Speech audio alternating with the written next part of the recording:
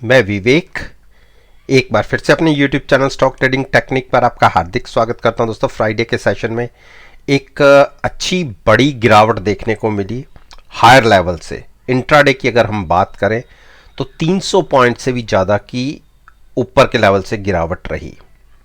और आपसे माफ़ी मांगूंगा कि मैं फ्राइडे से रिलेटेड वीडियो पोस्ट नहीं कर पाया था। उसका रीज़न था कि थर्सडे मैं दिल्ली से बाहर था और मुझे एक शादी अटेंड करनी थी, और आप सभी जानते हैं कि शादी के माहौल में पॉसिबल भी नहीं होता कि कोई वीडियो बनाए और अपलोड कर पाए। तो साथ साथ में मैं बताऊंगा कि मैंने कहा क्या था पॉसिबिलिटीज़ के बारे में। अगर आप मेरी थर्सडे की जो वीडियो थी, जो वेडनेसडे को पोस्ट की थी थर्सडे के सेशन के लिए, उसमें मैंने कहा था कि देखिए, हम जैसे ही हम इसको क्रॉस करेंगे 17,235 बोला था मैंने, उस केस में हम इजीली 17,350 क्रॉस कर जाएंगे। और अगर उसके ऊपर क्लोजिंग मिली तो मैंने 535 तक के टारगेट बोले थे। आप देखिए, फ्राइडे के सेशन थर्सडे के सेशन में जैसे ही हमने इस बड़ी रेजिस्टेंस को क्रॉस किया, एक sharp recovery, short covering plus नया बाइंग देखने को मिली। और जो क्लोजिंग थर्सडे को मिली थी वो 17,434 के आसपास। उसके बाद अगले दिन देखिए खुले कहां, पॉजिटिव खुले 460, और हाई हमने वहीं लगाया जो मैंने एक बड़ी रेजिस्टेंस बोली थी। यानी ये टारगेट आप देखिए, यहां से लेके यहां का टारगेट मेरा अचीव हो गया था। आप मेरी पिछली वीडियो को देख सकते हैं, जो पिछले वेडनेसडे को पोस्ट की थी थर्सडे के सेशन के लिए, और फ्राइडे के सेशन के लिए पोस्ट नहीं कर पाया। आप उस वीडियो को देखकर आप खुद एनालाइज कर सकते हैं। अब करना क्या है, देखिए, जैसा कि SGX निफ्टी आपको दिखा रही है, मेरी राइट साइड पर देखेंगे जहां पर मैं कर्सर रखा है, 17,152 17,152 ये क्लोजिंग प्राइस था SGX निफ्टी का। आप सभी जानते हैं कि 24 आवर्स ट्रेड होती है, और हम जहां क्लोज हुए हैं ऑलमोस्ट वहां से 60 से 65 पॉइंट और नीचे। यानी अगर हम इसको देखें तो हम एक गैप डाउन खुलेंगे। अब आप नजर रखिएगा 17,235 पर। अगर हम इसके नीचे गैप डाउन खुलते हैं और कंटिन्यूस बने रहते हैं तो थोड़ा सा सेलिंग प्रेशर दिख सकता है, लेकिन फ्रेश बाइंग मत करिएगा। बाइंग आपको तभी करनी है अगर आपको 17,250 के ऊपर ट्रेडिंग मिलती है। उस केस में 17,340 का एक टारगेट होगा, इमीडिएट टारगेट। उसके ऊपर जाएंगे तो फिर से एक शॉर्ट कवरिंग रैली 17,540-50 तक की देखने को मिलेगी। बेयरिश साइड पर ओपनिंग हो तो लॉन्ग पोजीशन नहीं लेनी, और इतने नीचे के लेवल्स पे मैं आपको शॉर्ट करने की एडवाइस दूंगा नहीं, जबकि हम बेयरिश साइड पर ही ट्रेड करेंगे, क्योंकि जो 100 डेज मूविंग एवरेज है, अब उसके आसपास 9 डेज मूविंग एवरेज भी आ जाइए। आप देखिए कितना बेयरिश सेंटिमेंट्स हैं। 100 दिन की मूविंग एवरेज 9 दिन की मूविंग एवरेज के आसपास आ रही है, तो सेंटिमेंट्स वीक हैं। शॉर्ट करके मैं रिटेल इन्वेस्टर्स को ट्रेड करने के लिए नहीं बोलूंगा। डिप पर अगर गिरावट ज्यादा गहराती है, 16,725 का टारगेट एक्सपोर्ट होगी, वहां पर बाय कीजिए, या गैप डाउन खुलने के बाद हो सकता है कि एक हम रिकवरी दिखाएं। 17,250 से पहले आप बाय मत कीजिएगा। उसके ऊपर 70-80 पॉइंट आपको मिल सकते हैं, और उसके भी ऊपर अगर हम क्रॉस हो जाते हैं तो हमें 17,540 के टारगेट के लिए ट्रेड कर सकते हैं। इसके साथ साथ आप सभी जानते हैं कि मेरा एक व्हाट्सएप ग्रुप है, और जो मेरी वीडियोस को पहली बार देख रहे हैं उनको ये बताना चाहूँगा कि जो मैंने ट्रेड लिए फ्राइडे के सेशन में, उसमें मैंने वोल्टास एक ट्रेड लिया था थर्सडे के सेशन में, और उसमें जो मैंने 1228 पर बाय किया था उसको मैंने 1242 पर एग्जिट किया जब हम पॉजिटिव साइड पर फ्राइडे को ट्रेड कर रहे थे। मुझे ऐसा लग रहा था कि दबाव बन रहा है निफ्टी में, इसलिए पोजीशंस को हल्की किया जाए, जो स्टॉक्स अच्छे प्रॉफिट में कट रहे हैं उन्हें तो काटा जाए। HDFC को मैंने लॉन्ग करके 2760 पर बाय किया हुआ था और ये मैंने एग्जिट लिया 2824 पर। इसमें भी मुझे 84 पॉइंट्स मिले। आप नंबर ऑफ शेयर्स के साथ कैलकुलेट कर सकते हैं प्रॉफिट को। मैं सारे ट्रेड मेरे पास, जबकि ट्रेड ज्यादा होते हैं, वॉल्यूम्स ज्यादा होता है, लेकिन मैं एक एक केवल लॉट के ऊपर ही बात करता हूं। JSW स्टील में मैंने 623 पर बाय किया था और एग्जिट किया, सेल किया 654 पर। इसमें भी मुझे तकरीबन 21 पॉइंट्स मिले प्रॉफिट में। आयशर मोटर को 2427 पर बाय किया था, 2478 पर एग्जिट किया। ये वेडनेसडे का ट्रेड था, इसमें भी आप खुद कैलकुलेट कर लीजिए कितने अच्छे पैसे मिले। और UPL मैंने 695 पर बाय किया था, 713 पर एग्जिट किया, इसमें भी बहुत अच्छे प्रॉफिट रहा। HCL टेक मेरा एक नवंबर का था ट्रेड और जिसमें मैं ट्रैप हो गया था। इसको मैंने रोल ओवर किया था और काफी नीचे के प्राइसेस पे रोल ओवर किया था। जो मेरे को पहली बार देख रहे हैं उनको यह बताना चाहूंगा कि मैं हमेशा अपनी पोजीशन को हेज रखता हूं एट द मनी ऑप्शन को बाय करके। तो मेरे पास जो ऑप्शन बाय थी पिछले महीने उसके अंदर अच्छा प्रॉफिट रहा और लेकिन फ्यूचर्स में नुकसान ज्यादा आ गया। तो एवरेज अब मेरी काफी नीचे की थी अगर मैं पुट को उसमें एडजस्टमेंट करूं तो। और रोल ओवर जब मैंने किया और जो हैजिंग रखी वो एट द मनी, क्योंकि नीचे के लेवल्स पे बाय किया था और उसके बाद एक शार्प रिकवरी दिखी उसके अंदर, तो अच्छे प्रॉफिट में मैंने एग्जिट किया है। आप में से कोई भी मेरे ग्रुप को ज्वाइन करना चाहता है, एक हफ्ते के लिए बिल्कुल फ्री ऑफ कॉस्ट आप मेरे को ज्वाइन कर सकते हैं। उसमें आप मेरे काम करने के तरीके को, मेरी एक्यूरेसी को और कितने रिस्क लेकर मैं ट्रेड करता हूं उस तरीके से, तो इसमें मैं अपनी कैपिटल को कितने रिस्क पर डालता हूं, ये सारे क्राइटेरिया आप खुद देखेंगे। क्योंकि जब मैं हैज होता हूं तो मैं 3 से 4% ही प्रीमियम पर खर्च करता हूं और वही मेरा मैक्सिमम लॉस होता है अगर मेरे अगेंस्ट ट्रेड चला जाए। और अनलिमिटेड ट्रेड के लिए मैं प्रॉफिट ट्रेड लेता हूं। ये मेरा काम करने का तरीका है। मेरी ईमेल आईडी नीचे है, अगर कोई भी आप में से ज्वाइन करना चाहता है तो आप मुझे अपना कॉन्टैक्ट नंबर फॉरवर्ड कीजिए, मैं खुद उसके अंदर ऐड करूंगा। अब हम बात करते हैं बैंक निफ्टी पर।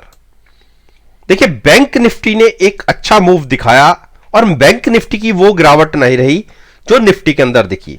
तो ये एक स्ट्रॉन्ग स्ट्रेंथ दिखा रही है। और अगर किसी कारण से रिवर्सल आता है, देखिए नीचे से, अब नीचे के लेवल से क्योंकि ओवर सोल्ड हो चुकी थी, नीचे के से एक रिवर्सल दिख रहा है। अब 30 से 35% से ज्यादा अभी पॉसिबिलिटी बाइंग साइड पर नहीं दिख रही, लेकिन जैसे ही ये स्टॉक 36,800 को इंडेक्स क्रॉस करेगा, ये इंडेक्स क्रॉस करेगा, इमीडिएट टारगेट आपको 37,300 के आसपास जा सकता है। यानी 700 से 800 पॉइंट की मूव आपको 36,800 के ऊपर दिख सकती है।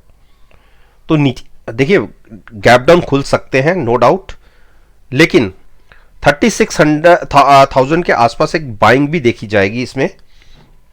उस केस में आप नीचे चाहे बाइंग मत कीजिएगा, लेकिन 36,800 क्रॉस होकर अगर हम सस्टेन करते हैं तो आपको 700 से 800 पॉइंट बहुत तेजी से देखने को मिल सकते हैं।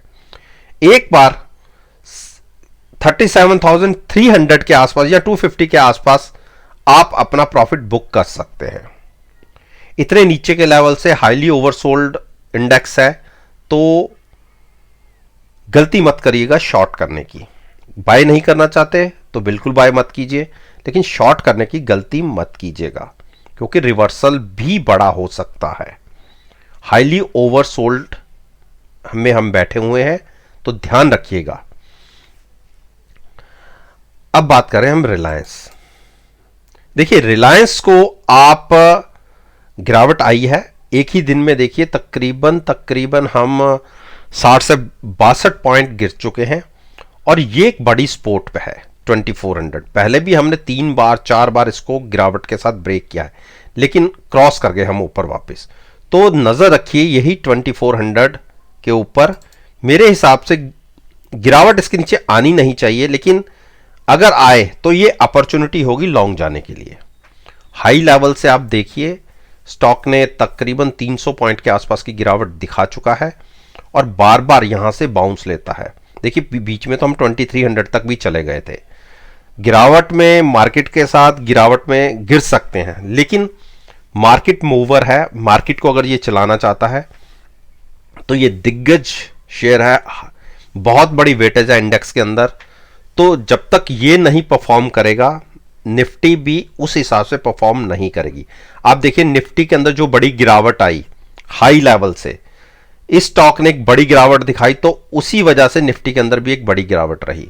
हाई से 80 पॉइंट से ज्यादा की एक इसके अंदर गिरावट दिखी है, जो बहुत बड़ी गिरावट है रिलायंस के हिसाब से। मेरे हिसाब से गिरावट में स्टॉक को 2400 के आसपास बाय करना चाहिए हैजिंग के साथ। नेकेड पोजीशन में लेने की कहता नहीं, कभी भी फ्यूचर्स में ट्रेड करने के लिए बोलता हूं। और साथ में जितना आप रिस्क ले सकते हैं उतनी दूर की आप ऑप्शन बाय कर सकते हैं। हैजिंग के लिए पुट बाय कर सकते हैं, मतलब अगर आप अपनी पोजीशन को हैज रखना चाहते हैं। एचडीएफसी बैंक, देखिए एचडीएफसी बैंक कोशिश कर रहा है, 2-3 दिन लगातार इसने कोशिश की, और नीचे से आप देखिए 1460-65 से इस स्टॉक ने अच्छी एक रिकवरी दिखाई, और जो हाई लगाया 1540 के आसपास, यानी 3-4 दिन के अंदर नीचे से 80 पॉइंट की एक शानदार रिकवरी दिखाई है। जाते जाते फ्राइडे सेशन में गिरावट रही जरूर, और जो साइकोलॉजिकली एक रेजिस्टेंस को क्रॉस करके स्टॉक ऊपर निकला था, क्लोजिंग बेसिस पे इसने उसको फिर से नीचे की तरफ ब्रेक कर दिया। हो सकता है कि मंडे की ओपनिंग थोड़ी नेगेटिव रहे, लेकिन हाई से स्टॉक 200 पॉइंट नीचे ट्रेड कर रहा है, तो उस हिसाब से 1510 1520 के आसपास बाय करना बनता है। 1500 और 1480 के आसपास बाय करना बनता है हैजिंग के साथ। लंबा नजरिया रखेगा, स्टॉक 1530-35 क्रॉस करेगा तो एक बड़ी मूव शॉर्ट कवरिंग रैली दिखा सकता है। और मेरे हिसाब से इन लेवल से, देखिए इन लेवल से बैंक निफ्टी, आज मेरी बात को ध्यान रख लीजिए, 36,350 के आसपास ट्रेड कर रहा है इंडेक्स।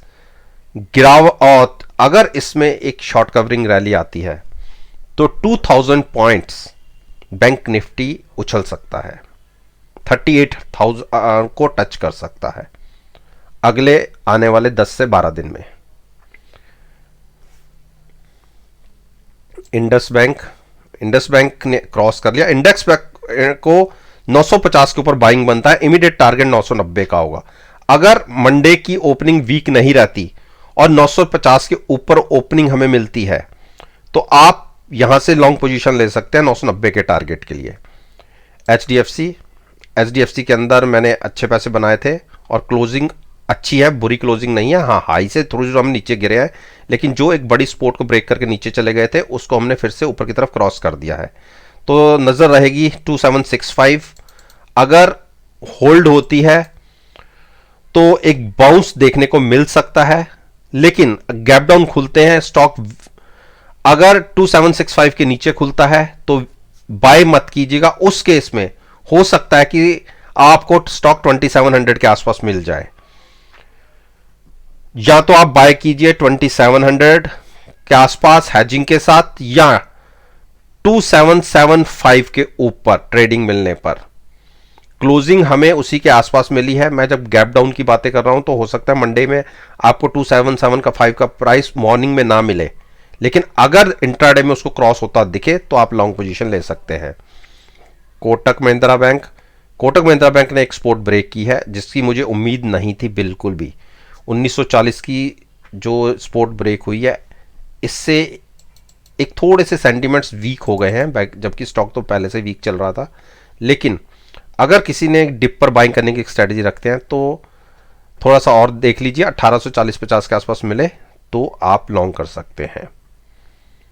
आईसीआईसीआई बैंक हमारे पास भी था और रोल ओवर किया है हमने, बहुत नीचे के प्राइसेस पे रोल ओवर किया है पुट का प्रॉफिट बुक करके। और आप देखिए 1 2 3 4 5 6 दिन लगातार इसने अपनी सपोर्ट को टच किया है या उसी के आसपास क्लोज हुआ है।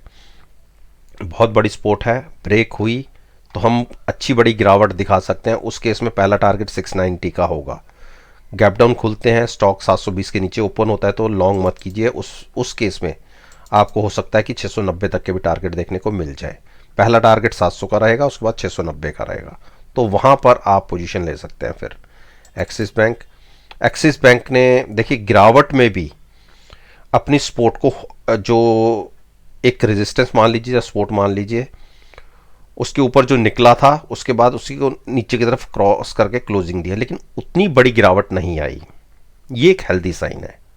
हाई से आप देखिए 870 से स्टॉक ने 680 लगा दिए, 652, तो ऑलमोस्ट 220-230 पॉइंट, बहुत बड़ी गिरावट होती है, ये स्टॉक दिखा चुका है। तो यहाँ से फ्रेश शॉर्ट तो नहीं बनता, लेकिन मॉर्निंग में अगर हम 680 के ऊपर ट्रेडिंग शुरू करते हैं तो ये 700 बहुत तेजी से जाएगा।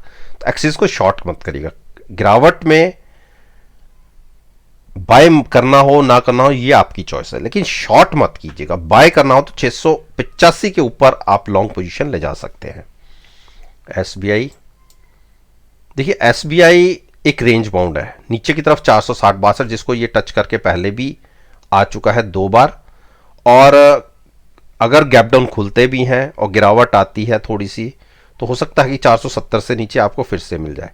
462 के नीचे जब तक क्लोजिंग नहीं आएगी, मैं अभी इसमें इतनी बड़ी गिरावट नहीं मान के चल रहा। हाँ, हाई लेवल से स्टॉक जरूर तकरीबन 80-85 पॉइंट टूट चुका है और ओवरसोल्ड भी है। आप देखिए 41-41 की आरएसआई के साथ ट्रेड कर रहा है।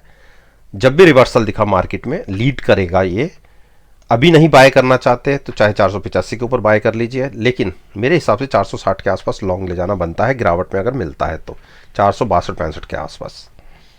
तो दोस्तों, उम्मीद करता हूं कि आपको मेरी ये वीडियो पसंद आई होगी, और अगर वीडियो पसंद आई है और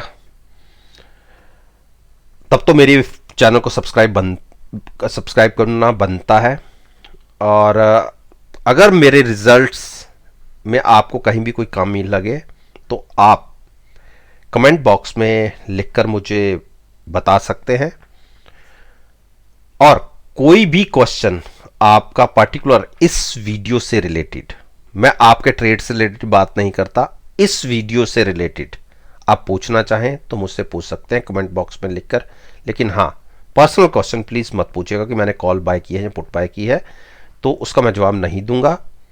इस बात के साथ मैं आपसे विदा लेता हूं और एक नई वीडियो के साथ फिर से आपके सामने आऊंगा। तब तक के लिए धन्यवाद। Take care and have a nice day.